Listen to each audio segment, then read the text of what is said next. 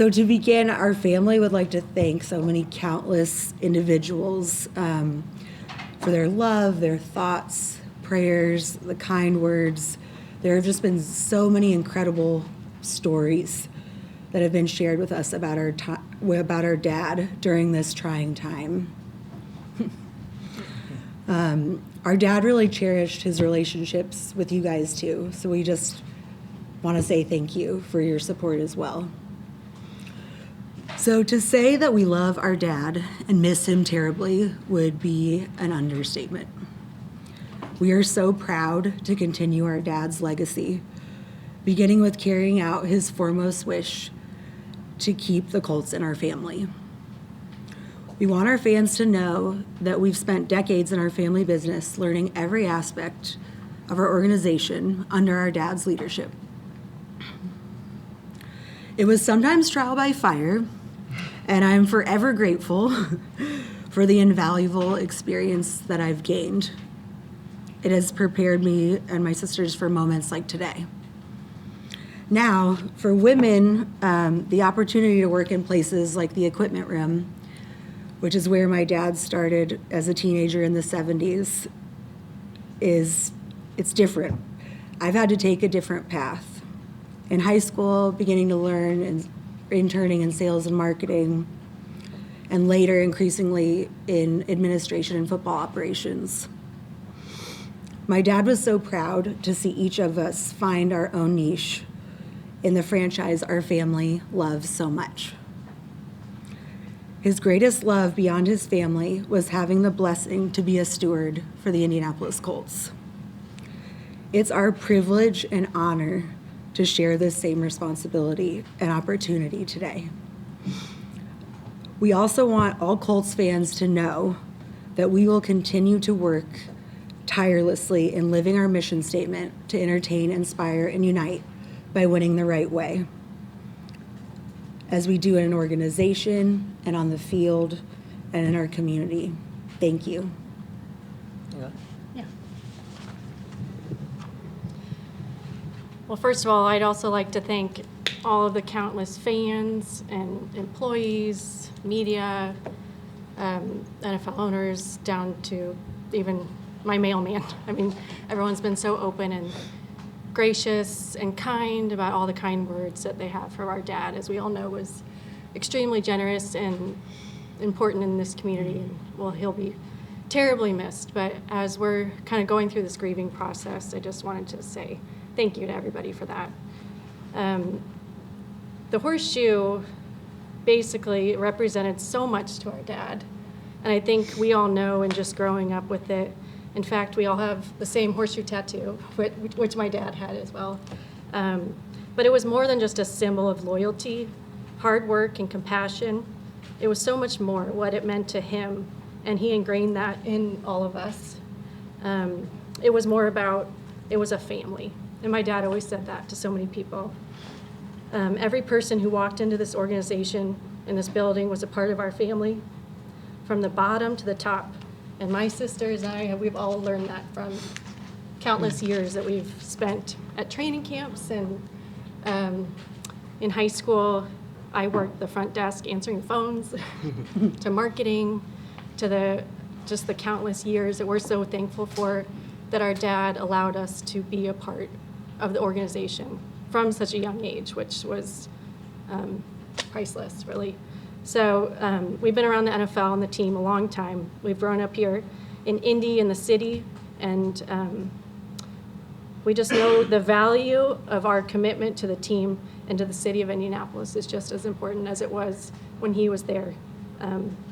We are going to take that seriously as a family, and we know we're going to try to live on his legacy in the best way that he has taught us. And what the horseshoe represents is going to continue to be kind of what he taught from the very beginning. So we're grieving the death of our father, but as we process this transition, we feel energized, and we want to continue his legacy in bringing home another Super Bowl for the city of Indianapolis. And our family has always been about faith, family, and football, of course. So we hope to continue that.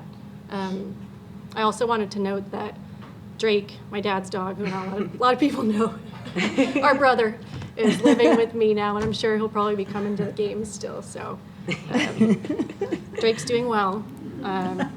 He's living on the farm now, but so thank you.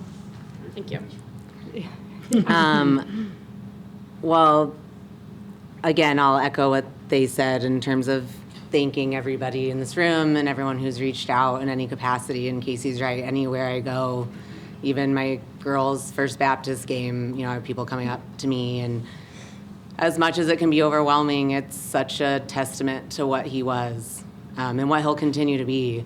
And as they've said, again, to echo what they've said, his dream was probably his biggest dream, other than having a big family and having grandkids and being with us, was to see us do what we're doing right now.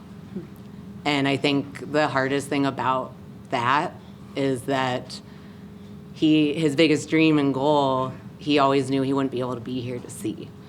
And that makes today extremely bittersweet. I wish, you know, I think anytime we thought about it, what an exciting gift and opportunity we've been given in this life to be at the level we are at as owners. And as my dad always said, he hated that word. He loved the word steward, because that's really what we're doing. And I think we all want to make sure that everyone knows that that is probably one of the biggest things we got from our dad, is that realization that this is an extremely amazing opportunity that we have, and we do not take that for granted in any way. And that we feel blessed to be able to continue his legacy of being a steward, you know, both within the NFL, but also in the Indianapolis community and the world. And I think one story that I'll share from the service that was really impactful for all of us. It was a beautiful celebration, first of all, and I know a few of you were able to be there. And it was a celebration. He would have loved it. But when we left, you know, you have to make a lot of decisions, as anyone knows who's lost a parent or a loved one. And as overwhelming as it was so nice to have each other to do that with. And through all the decisions, one of them was, you know, how are you going to transfer him down to Crown Hill? And I can't remember who came up with it, but we said, you know, it'd be perfect to take him on his bus that he loved so much one more time. And what we didn't realize or think of in our grief and the chaos of the day and everything is that we took Meridian, you know, that takes you down the heart of the city. And as we were driving, people were just coming out of their homes, taking pictures, waving, stopping their cars, honking, you know, cheering. And it was such a very emotional but extremely beautiful reminder of what he represented here. And we don't take that lightly in any way. And I know that even though he's not here to see this day, he is here. And he is seeing it. And he is literally ingrained in our hearts and in our minds. And there will be no decision that we make that we will not hear his voice in the back of our head, reminding us, when I'm not here, now you remember this. And I can't tell you how many conversations like that we had. And what a gift. I mean, that's not always common. He let us in on conversations at a very young age. And when I look back on it now, I'm kind of surprised. But he trusted us. And he knew that we understood the seriousness of this job and the responsibility that we had. And I think we'll forever be grateful for that. All right, so we'll open up for questions. Jack, go ahead and just remind you. Just introduce yourself, please, first. Mike Chappell, Fox 59. One thing that Jim always said is he learned a lot from his father, how to be an owner, the good and the bad. What would you take away from what he has tried to impart to you guys, the good and maybe a few things to stay away from? A few things. Well, maybe tweeting would be bad. But I don't know. We haven't decided. I don't know if this mic is this mic working. Okay, It's okay. yeah. We haven't Twitter decided giveaways, yet so about who's gonna run the Twitter our level of tweeting. Well, and I thought we were joking about that earlier because I'm responsible for introducing him to Twitter, so. Yeah. But then I would say, Mike, I think a big thing, when Kalen, I think, and we all kind of touched on collectively the pride, and my dad really looked at it as a responsibility and a true gift and blessing to be able to be a steward of an NFL franchise. I think back to the days when our grandfather even bought the team, and he over-leveraged himself to do it, and people thought at one point, like, are you crazy? You're gonna, like, you could lose everything. And, when you think about just, I think my dad had these sometimes kind of seemingly maybe crazy to other people ideas about things, but then later, years later, I had someone at our celebration of life say, your dad gave me all these amazing stock tips. I had no idea. And it's like, I did 3 of them, and I wish I'd bought more of it.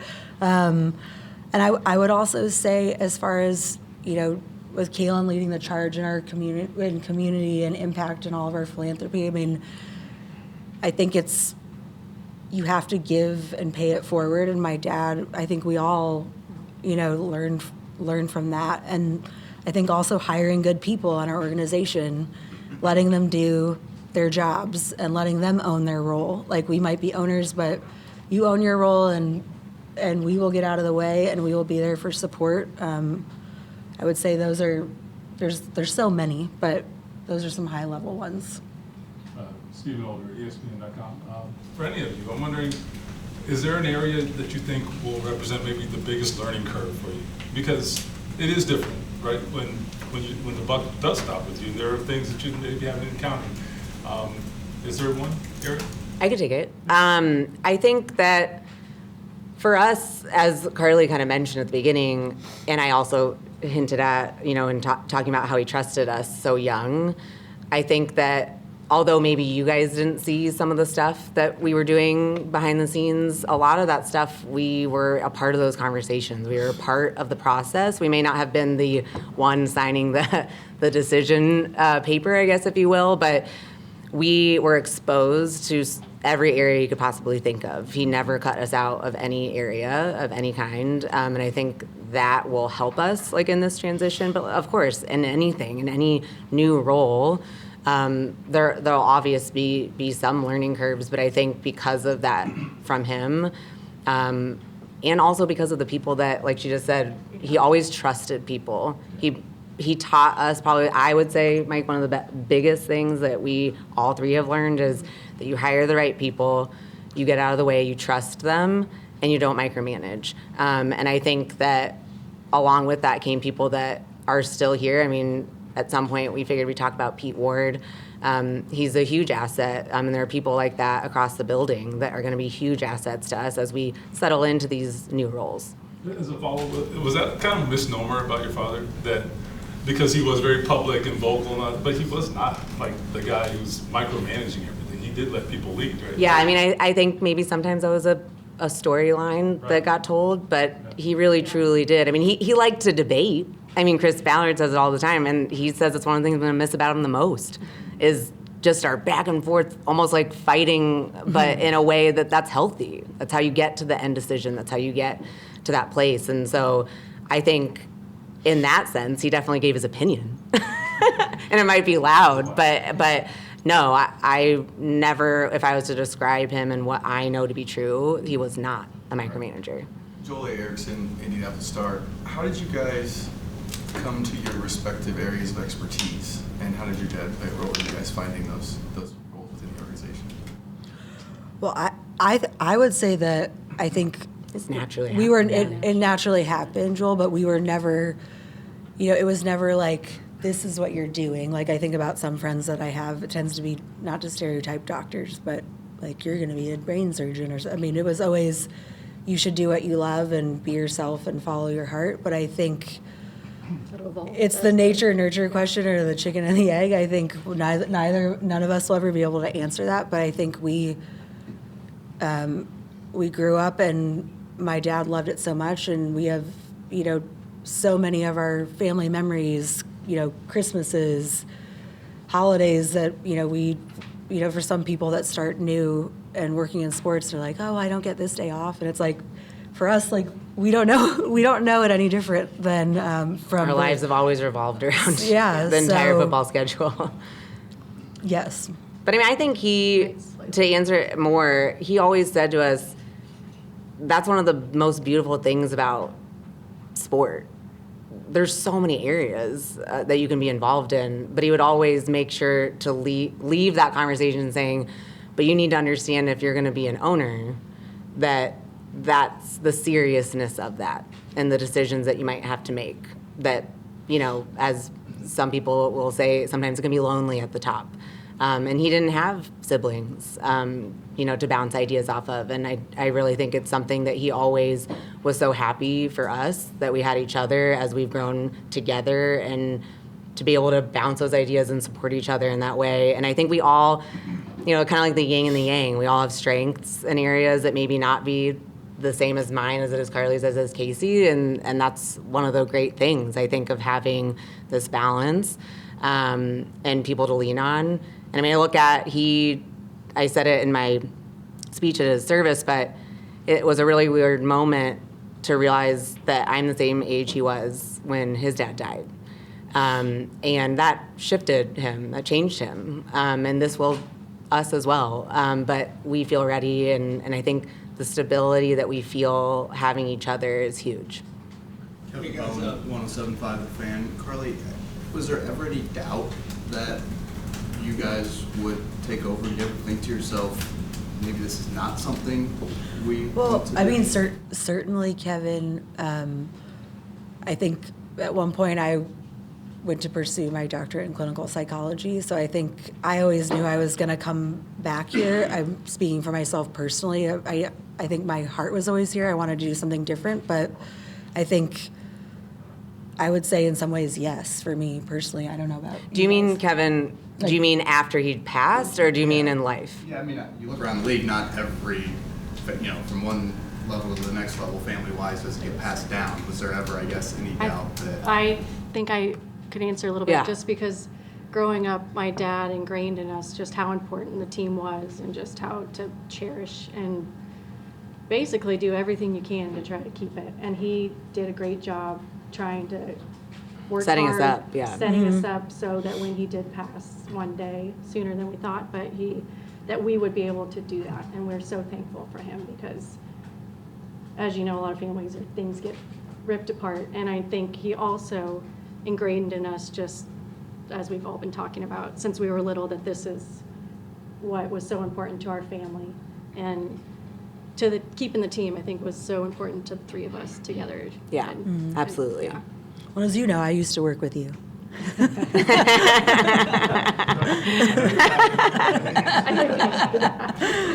James Boyd, The Athletic. Have you all thought about just how your structure will look going forward? Meaning, like, would you bring in a team president, or would you want to keep it just in the family, or I guess things like that when it comes to leadership decisions? Yeah, I think with Pete here, I think he's kind of been the Uniting. de facto proxy, whatever you want to call it, president. And he's told us he has no plans to retire yet. So we should talk to his wife about it. But I mean, but I think as Kalen said too, we've all been involved kind of all along the way, and some of you may not know the level of what we've actually been doing in deference to our father, certainly. But I think that it remains to be seen right now. I think the first step was kind of talking to you guys, making sure the succession plan that we announced was in line with what my dad's wishes were, and we're all aligned with it, and we're going to be very collaborative. So I think that we're very fortunate. Hey guys, Greg Doyle, Indy Star. You've been around the team obviously your whole life, and so they've seen you. This role is different, obviously, and it just so happens training camp. I mean, mini camp's going on. So, have you addressed the team? Has there been any kind of meeting like that? Well, obviously all of them were at the service, and then we had a reception that some of them are at as well. So as a collective group, like Carlie and I were at the team meeting this morning, but no, we didn't stand up and talk to them yet, but we've talked to many of them individually. And I think in that same vein, I guess it goes back, I keep going back to what you asked Mike about what we learned from him, and that's definitely something, is how special the relationship and important the relationship is with the players, and that making sure that they understand that we are the same in the sense that whatever you need to win, we're going to make that happen. I'm just curious with the fact, I mean, this isn't new. You guys have been involved maybe more so the last couple of years. I don't know. But are you confident in the direction the team's taken is in with Chris and with the coach? And what's your comfort level with where this team is and where it's going? Mike, we are very confident. Having said that, I think, as my dad said before he passed, Chris and Shane know that they have things they need to fix. And, we talked about not micromanaging people, but also we have a standard here and it hasn't been good enough. And, winning is great, but I would even take it a step further in saying, we're really committed to being the best. And if we're the best, we will win games. And I think Chris and Shane are totally capable of doing that, and we're confident that they can. So it's not a playoffs or else, it's just reinforce everything that's in place. I mean, it's hard to put an objective. Do you have a crystal ball with you? Because yes, of course, things happen, and some of it is we all have to look at all these factors. I mean, if we had all these injuries decimate our team, we don't. I mean, knock on wood on that. But I'm just saying, there's so many different directions. That's part of why it's so fun and scary to work in sports sometimes. Well, I know you guys love each other, but I have siblings, and we didn't always agree on everything. So if there comes a time where you don't see eye to eye on issue X, how do you reach a consensus? I mean, I'm sure you figured it out. I mean, is there? Oh yeah. Yes. Well, I mean, I think it's like any relationship, Yeah. or any Figure it out. partnership. We're sisters, but we're also business partners now. And they always say, your relationships with your siblings are probably the most important in life. They're the people you're with the most, or the people that will most likely stay with you the longest. And we know our faults and our strengths and weaknesses probably better than most.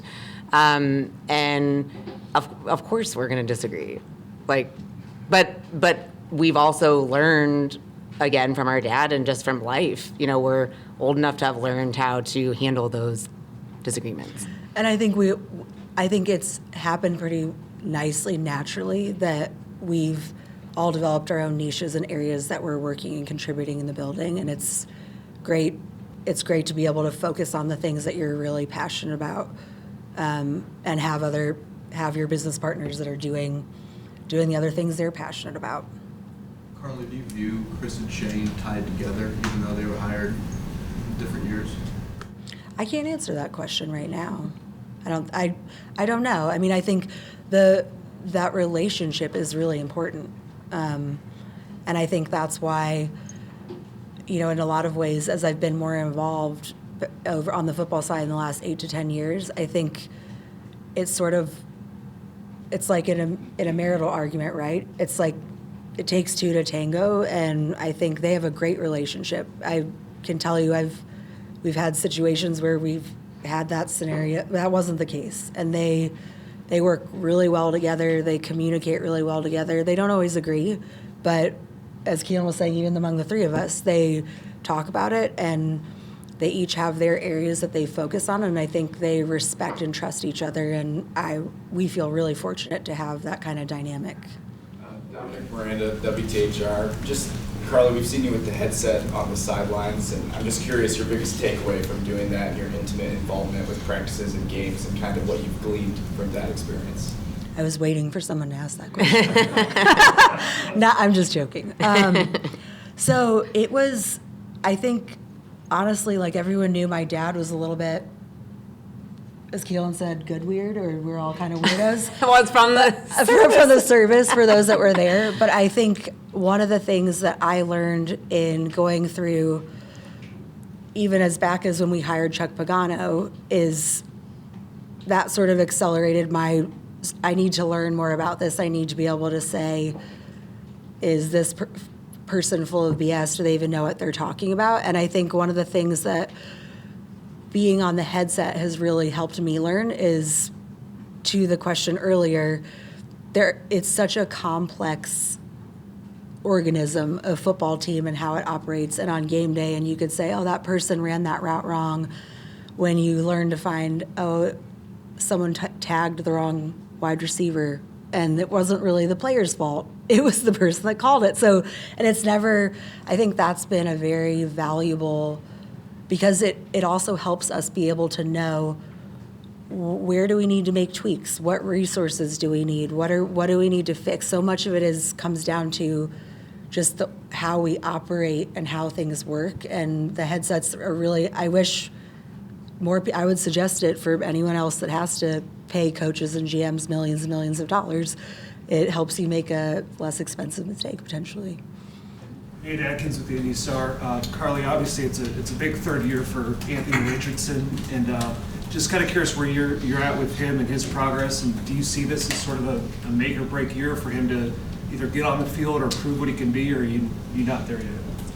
Well, we drafted Anthony for a reason, and we believe in him. He's incredibly talented, and sometimes when you draft players, they have rough starts, they have injuries, they've got those things that they need to go through. But I think it's way too early to tell. And I know Chris and Shane, they'll let us know as we go along. But I think he has all the potential in the world. And if he wants to prove it, he can, and he will if he wants to.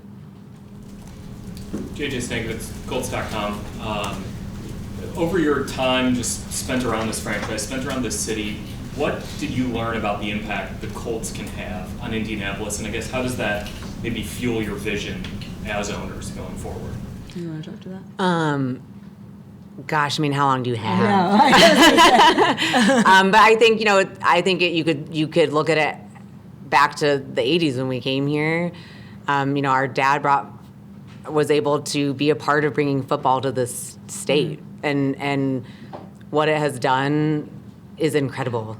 And what a cool thing to see. I think that we hope to continue that legacy in that sense, continue to be the people that are able to grow this amazing city that we, I always joke I'm the only true born Hoosier out of our family. But we're all Hoosiers, and we love being here. We love the people. We love the city. And I really don't think there's anywhere else like it. And I think for me, I'll speak for myself, the pride that we feel and probably came from my dad's pride of seeing the impact that you can make off the field because of the success that you have on the field is indescribable, and is something that, his favorite saying, it fits all of these things about him, which is clean house, trust God, and serve others. And I really think that in every element, that's why I love this job, is that anything we're doing, it feels like we're serving others. Even the entertainment on the field, I know that it affects fans Monday morning. I know that, their week could be ruined because we lost. And as much as that, is, again, that feeling of big responsibility, it also, what a beautiful thing that you get to be a part of. And so I think we hope to just continue what he did so well, and showed us how working with so many different partners within the city too. I think it's one of the best things about Indianapolis is that we have some pretty incredible businesses and other sports teams who really know how to work together to get things done. And I can't wait to continue to be a part of that. All right, we're going to take a few more. Chris, go ahead. Chris Hagan, Fox 59, way back here. We in this room have all seen how involved you've been with the organization and how prepared you are. But for the average fan, what do they know? They're going to sell the team. They're going to move the team. How could you assure them about how prepared and ready for this moment you are from day one? Well, I think, Chris, I know Kalen touched on, we've been very fortunate to really, even at 44, to be involved for decades now. And I think even as we've had new owners come in, I think we come from a family that we didn't start a hedge fund or some other business and do this, especially the generation we're in. This is our business, and we take it very seriously. And we know, as we discussed, we know we have some things to fix, but I think we're just doubling down, and we're going to work tirelessly to make sure, continue the legacy, and we're just, to pull a quote my dad would say, who I think our PR person would say, you say excited too much, but we couldn't be more excited about the team this year and our draft class. I mean, you talked about the QB position, but it's competition is good. I mean, competing, nothing's better. Nothing makes a team raise the waterline more than having other people, that are really good to keep them accountable. And I think I can't wait for training camp. I'm really excited about it. James Boyd, The Athletic, you talked about can't wait for training camp and wanting to win and things like that. So how do you all balance being patient and using discernment in decision making, but also having a sense of urgency to try to, to win that league? And it's always about what you've done lately as a team. So that's a really good question, and I think part of it is you have to be open-minded, you have to be a good listener, and I think the more we're grateful that as young as we are, we've been able to have as much experience as we've already had, and there's just not a one-size-fits-all answer. I mean, some players, like I said, some guys will get injured, or you'll get a coach that wants to run it, they tell you they want to run this scheme, and then we draft someone and that person doesn't fit, and then we have to pivot. And again, that's what makes sports so fun to work in, is it has to be this iterative process, but you also have to have this core and stay disciplined and stay true to what the standards are in our organization. Mickey Okay, Shuey. last one here. Mickey Shuey with the Indianapolis Business Journal. I want to talk about the business side of things for a moment. You guys obviously have a lot of irons in the fire, whether it's the Girls Flying Football Initiative, the Taking the Stigma Initiative, the Irsay Collection. What should people expect to see in those areas and other aspects of the business? We're going to see more involvement, less involvement? Well, you didn't mention what we are in Germany and in the whole DACH region now too. So that one is it's definitely an emerging market for even the NFL as a whole, which sounds strange to say, like domestically we're such a behemoth, but I think that for the three of us, we're still just getting, we're prepared for this part, I think, with the football team, but all those other things, obviously my dad did he was very proactive, and we have a great plan, and we're looking forward to that stability, but I think we still have to figure that part out.